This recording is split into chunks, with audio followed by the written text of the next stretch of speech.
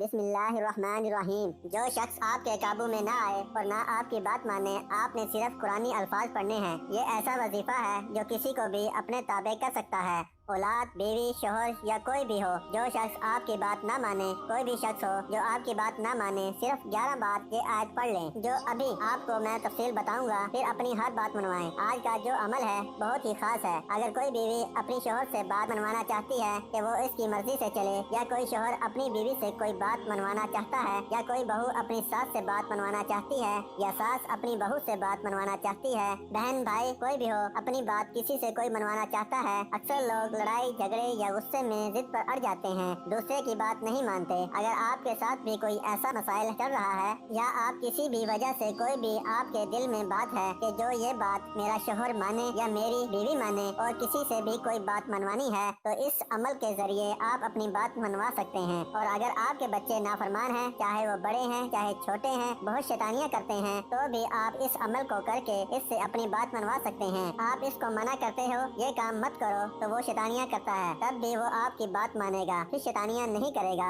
और अगर बड़ा किसी काम में मुलव्वस है, किसी बुराई में मुलव्वस है, आपकी बात नहीं मान रहा, तो ये अमल करके वो आपकी हर बात मानेगा। सिर्फ आपने 11 बार ये आयत पढ़नी है। इसका खास तरीका ये है, वो तरीका आप अगर जान लें फिर आप अच्छे से कर सकेंगे। ऐसी वीडियो अक्सर लोग आगे करके देख लेते हैं, तो फिर वजीफे का असर नहीं होता, तो फिर आप लोग बोलते हो कि असर नहीं हो रहा। अच्छी तरह आप इसको देख कर अमल करेंगे तो इंशाल्लाह जरूर असर होगा और आपको बहुत फायदा होगा। आप इसको किसी भी वक्त कर सकते हैं, यानी लाजमी नहीं कि आपने ये किसी नमाज के बाद ही करना है। अगर नमाज के बाद भी करना चाहें तो कर सकते हैं, किसी भी वक्त आप कर सकते हैं, चाहे दोपहर के वक्त, सुबह का है, असर का है, मगरिब का है, किसी भी वक्त कर सकते हो, किसी भी नमाज के वक्त हो या आप जब फ्री हो। जब आपने इस वजीफे को करना है तो वजू लाजमी कर लेना है। वजू करने से बंदा पाक साफ हो जाता है, और जब ये विर्द करता है तो अल्लाह ताला का कलाम पढ़ता है, फिर वो जल्दी असर होता है। आपने बिना वजू के इसको हरगिज़ नहीं करना, आपने वजू करके तब ही इस वजीफे को करना है। 3 बार आपने औज़ु बिल्लाहि मिनश शैतानिर रजीम पढ़ लेना है, आपने पूरा पढ़ना है। इसके बाद 3 बार पढ़ लेना है। फिर आपने 7 बार सूरह इखलास पढ़नी है।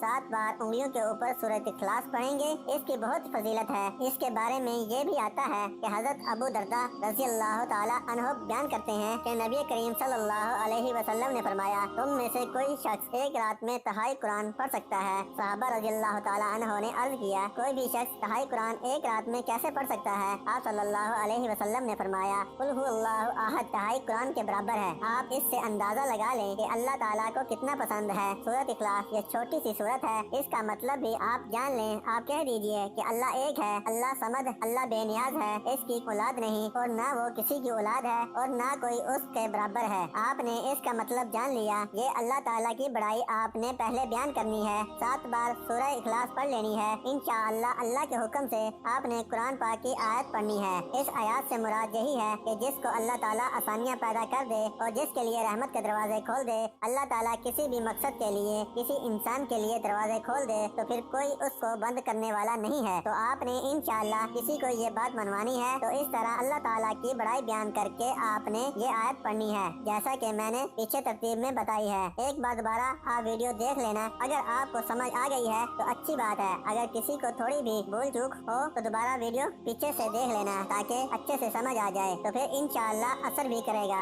इसको आपने 11 मरतबा पढ़ लेना है। इस आयत को जब आप 11 मरतबा पढ़ लेंगे, इस आयत को कैसे पढ़ना है ये भी आप जान लीजिए। आपने जब 11 बार इस आयत को पढ़ना है, उंगलियों के ऊपर 1 बार आपने पढ़ लेना है। जब आपने पढ़ना है तो जहन में क्या रखना है, जब भी आपने ये पढ़ लेना है जिससे कोई बात मनवानी है, ये पढ़कर उसको जहन में रखना है। जब आप 1 बार पढ़ लेंगे, इसको जहन में रखेंगे, फिर आपने दूसरी बात आयत को पढ़ना है, चाहे वो बच्चा है, चाहे वो बीवी है, या वो शौहर के लिए कर रही है, या सास बहू के लिए, या बहू सास के लिए कर रही है, किसी के लिए भी हो। जो बंदा कर रहा है किसी से जो अपनी बात मनवानी है, आप छोटे बच्चे के लिए भी कर सकते हैं। जो बच्चा बहुत तंग करता है, ये बड़े के लिए भी कर सकते हैं। मैंने आपको पीछे भी सब तरतीब से बताई है, तो सब इसी तरतीब से आपने करना है। तो इस तरह आप कर सकते हैं। आपने जब 11 बार पढ़ना है तो 11 मरतबा आपने जहन जहन में इस बंदे को रखना है जिसके लिए आप कर रहे हैं। आपने इसके ऊपर फूंक मार देनी है। अगर वो बंदा नजदीक है या अगर वो बंदा नजदीक नहीं है, आप उसके ऊपर फूंक नहीं मार सकते। सिर्फ उसको तसव्वुर करके उसको जहन में लाकर अपने सामने बैठा है तो उस पर फूंक मार देनी है। अगर छोटा बच्चा है उसके ऊपर तो आप जरूर फूंक मारेंगे क्योंकि वो घर में ही होता है, और जिसके लिए भी कर रहे हो आप उसके ऊपर फूंक मार सकते हो तो ये ज्यादा बेहतर है। आप उसके ऊपर फूंक मार दें। अगर नहीं मार सकते तो कोई मसला नहीं, इंशाअल्लाह वजीफा फिर भी असर करेगा। जब आपका अमल खत्म हो जाए उसके बाद आपने दुआ भी करनी है। आप चाहे जहाँ भी बैठे हो, मैंने आपको पहले भी पीछे तरतीब से बता दिया है कि दुआ मांगनी है। आपने दुआ में ये मांगना है कि या अल्लाह जिस काम के लिए मैंने ये किया है या अल्लाह वो मेरा काम पूरा हो जाए। आपने ऐसे दुआ हाथ उठाने हैं, दिल में भी कर सकते हैं। आपने ये अल्फाज दोहराने हैं कि या अल्लाह जिस काम के लिए मैंने ये अमल किया है वो काम मेरा पूरा हो जाए, वो बंदा मेरी बात मान ले। और अमल का जायज होना लाजमी है। जायज से मुराद क्या है? अगर बीवी अपने शोहर को कोई बात कह रही है, अगर वो बात सच है, अगर आपको लगता है कि इस बात से लड़ाई झगड़े फसाद नहीं होंगे, शोहर की माँ के साथ, शोहर की बहन के साथ सब मेरी बात मान लें, कोई असर नहीं पड़ेगा, तो फिर आप ये अमल कर सकते हैं। ऐसा नहीं है कि आप किसी को नुकसान देना है, इस तरह आपने अमल नहीं करना। आपने इस तरह का अमल करना है जिससे सब नॉर्मल रहे, कोई लड़ाई झगड़ा कोई फसाद ना फैले। आप अपने शोहर से कोई बात मनवा सकते हैं, इसके लिए आप ये अमल कर सकते हैं। ये बात याद रखना, अक्सर नाजरीन ऐसा होता है कि बात सही होती है, शोहर जिद पर अड़ जाता है। अगर वो बात सही होती है, बीवी जिद पर अड़ जाती है या सास जिद पर अड़ जाती है, जानबूझकर वो ऐसे नुकसान पहुंचाने की कोशिश करती है। अगर आप इसके लिए कर रहे हैं तो ठीक है, बहुत ही नाजायज काम के लिए इस अमल को नहीं करना और जायज काम के लिए इसको करें। मैंने आपको मिसाल पीछे दे दी है, वो अच्छे तरीके से आपने सुन लेनी है। तो इस तरीके से आपने इस अमल को करना है। और जो